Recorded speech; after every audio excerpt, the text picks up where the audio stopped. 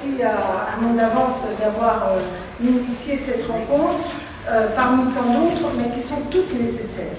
Parce que nous sommes, chacun l'a dit, devant une période extrêmement dangereuse, d'une crise qui vient de loin, mais d'une crise qui s'est considérablement accélérée depuis 2 ans. Je voudrais d'abord dire que le fait que le Front National arrive en tête d'une élection dans ce pays qui est la France est évidemment un séisme qu'il ne faut en rien banaliser, même si toutes les analyses sur l'abstention est tout à fait réelle, mais l'abstention et le vote Front National, c'est le miroir deux faces d'une même réalité, même si je ne mets pas de même titre, celui qui s'abstient, celui qui vote pour les syndicats. Mais cette situation politique majeure, on l'a connue dans l'histoire, elle n'a jamais eu de solution si la gauche n'était pas capable de se rassembler. Parce qu'elle exprime d'une manière ou d'une autre le fait qu'il n'y a pas de force suffisante pour produire dans la société des antipoisons devant une situation catastrophique et un contre-modèle pour une alternative pour l'avenir.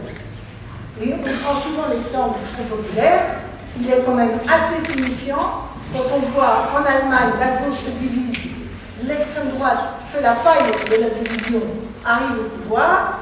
En France, peut-être aussi, parce qu'en Allemagne, Hitler avait gagné, quand il y a des soubresauts majeurs de l'extrême droite, c'est le Front populaire. Mais ce n'est pas un front antifasciste seulement. C'est aussi un front progrès social. C'est en cela, je crois qu'on est assez convergents pour dire que si on demande à nos concitoyens simplement de s'unir pour éviter qu'au deuxième tour, on ait le Front National face à la droite, ça ne marchera pas. En revanche, la crise qu'exprime la montée massive de l'extrême droite impose le rassemblement de la gauche rapide. La question qu'il faut se poser, c'est comment on peut le réussir, dans quelle perspective. D'abord, je voudrais dire que, certes, la crise vient de loin, mais il y a quand même à peine 2 ans et quelques, il y a une majorité de Français pour voter à gauche. Bien sûr, chaque fois que la gauche gagne, on nous explique que c'est parce que la droite est majoritaire, mais qu'elle est divisée. Je ne vois pas pourquoi, par quelle réalité politique, la gauche ne serait jamais majoritaire dans ce pays. La réalité est plus complexe. C'est que dans ce pays républicain, il y a effectivement un équilibre gauche-droite toujours assez instable. Le camp qui gagne, c'est le camp le plus rassemblé et le camp qui préempte le projet républicain. Celui qui incarne à une période historique la manière dont la France décline son horizon collectif et comment les concitoyens trouvent leur place dans le pays. Et le projet, les raisons de la victoire de François Hollande, ça m'a quand même abasourdi quand je l'ai entendu, lui, président de la République, expliquer qu'il était élu parce que l'autre était nul. Franchement, c'est affligeant. Il a été élu parce qu'il y a eu un rassemblement de forces politiques qui ont trouvé que derrière les engagements qu'il avait pris devant les Français, 1, il pouvait se débarrasser de Sarkozy, 2, il y avait à nouveau des raisons d'espérer. Pas d'espérer des jours, des lendemains qui chantent, d'espérer une réforme, des politiques réformistes qui allaient construire une autre façon de concevoir notre avenir et le changement. Et il a balayé dans son analyse le message qui a fait sa victoire. Alors pourquoi je reviens à cette élection? Parce qu'elle avait en germe les conditions politiques dans lesquelles se trouvait la gauche au moment de cette élection, portent en germe des difficultés que nous rencontrons tous les jours. Voilà maintenant, depuis le programme commun et Mitterrand, que nous ne sommes jamais venus au pouvoir avec une plateforme qui rassemble l'ensemble des forces de gauche. Quand je dis qu'il la rassemble, c'est qu'elle a été préparée en commun.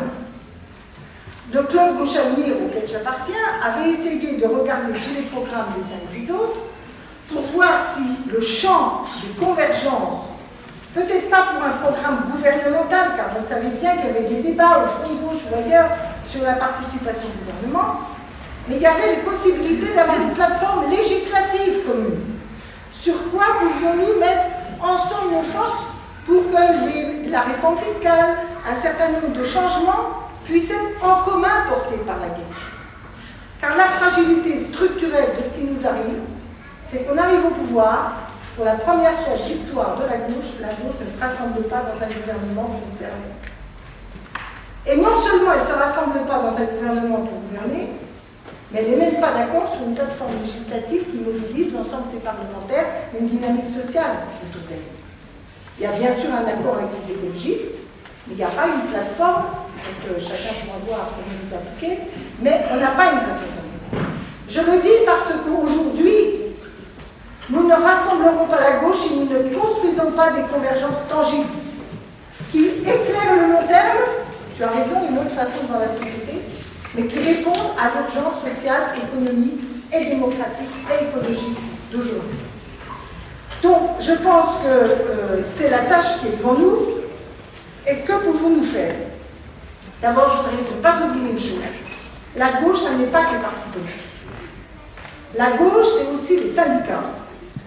Même s'il y a l'indépendance syndicale, c'est quand même le monde du travail.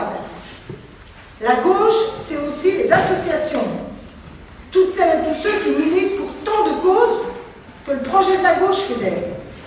La gauche, c'est aussi la gauche citoyenne, l'initiative individuelle de celui qui prend sa part dans la solidarité, dans une autre façon de porter la société. Et si nous oublions ces composantes-là de la gauche, si nous faisons comme s'il n'y avait qu'une dynamique politique à créer, nous risquons de passer à côté. C'est une autre façon de dire qu'il faut rénover les pratiques. Mais rénover les pratiques, c'est pas simplement prendre le tweet ou faire Facebook, c'est utile. Mais rénover les pratiques, c'est de voir comment on coalise des hommes et des femmes qui s'engagent autour d'objectifs communs, qui mettent en mouvement la société, et je pense tout particulièrement au monde syndical, qui est percuté. C'est quand même inacceptable que depuis que la gauche est au pouvoir, les syndicats qui ont fait largement la victoire d'un président de la République aient le sentiment de ne pas être entendus, consultés, reconnus, même si bien sûr, il y a des compromis à faire. Le pouvoir ne peut pas toujours donner raison aux syndicats, mais systématiquement leur donner tort, ça commence à poser problème.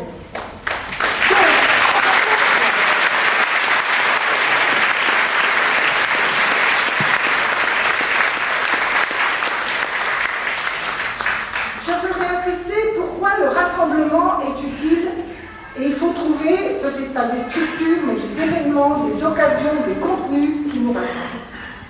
Je n'oublierai jamais que quand il s'est passé le débat constitutionnel pour faire passer le traité de Lisbonne, si vous réfléchissez bien aux forces politiques qui étaient en présence, il y avait l'essentiel du front de gauche, quasi 50-50 au PS et une large majorité au Vert, qui au fond n'étaient pas d'accord pour ratifier la modification constitutionnelle qui permettait le passage du traité de Lisbonne. Mais parce que chacun nous étions dans notre structure, et à juste titre, on ne peut pas être éternellement en décrochage et ne pas voter. Toute une partie des camarades ont voté légitimiste au sein du PS. Et je ne les juge pas. Ils sont dans un parti, ils pensent nécessaire d'être légitimistes. Nous, on a des fois une culture différenciée. Mais ça ne peut pas être non plus permanent. Or, si on avait été rassemblés, soit dans un intergroupe parlementaire, soit dans ce que jadis on appelait la FGDS, soit ne serait-ce qu'un comité de vision qui ne parle pas des pâquerettes et des élections, mais de certains choix stratégiques, peut-être que la gauche française aurait été rendez-vous pour faire obstacle au traité de Lisbonne. Et croyez-moi qu'on n'aurait pas les mêmes résultats aujourd'hui pour toute la gauche aux élections européennes. Donc nous avons besoin d'une réflexion stratégique sur le contenu de rassemblement, mais pas le faire trop traîner. Parce que ce seront ceux qui, justement, ne partagent pas nos idées, qui finiront par cette segmentation, imposer leur point de vue au titre de « il n'y a pas de politique, c'est pas possible ». Et nous, on sera renvoyés en face dans la protestation, le désaccord, ceux qui râlent, mais qui ne portent pas l'alternative. Alors, je vais aller vite. Les thèmes sur quoi nous pouvons converger. Nous sommes majoritaires à gauche pour refuser les politiques d'austérité. La gauche politique, la gauche sociale, la gauche politique. Et quand vous regardez de près ce que les uns et les autres disent, une fois qu'on a enlevé les fioritures de discours, les passions des uns et des autres, l'agressivité potentielle des uns et des autres, dont je ne suis pas exclue, on se rend compte qu'il y a quand même beaucoup de convergence sur le fond de ce qu'il faut faire. dit qu'il faut faire que du pouvoir d'achat. Oui, il faut revaloriser les salaires. Oui, il faut de la négociation sociale là-dessus. Oui, c'est pas normal que le SMIC n'ait pas été réévalué. C'est pas la question des prix qui est la question majeure de compétitivité. Mais en même temps, c'est vrai que c'est pas que la consommation qui est l'horizon de la gauche. Il faut réinventer des politiques ciblées d'investissement, et notamment pour la transition écologique. Quand on regarde de près, il y a des désaccords, mais il y a des convergences possibles. Il y a des convergences sur les institutions. Et là, il y a urgentissime. Notre Premier ministre, à notre réunion du PS, nous a dit aujourd'hui que l'Assemblée nationale, si on lui donnait trop de pouvoir, c'était dangereux. Eh bien, je pense exactement l'inverse. Comme depuis François Mitterrand, l'essentiel de la gauche pense l'inverse. Et nous devons le dire.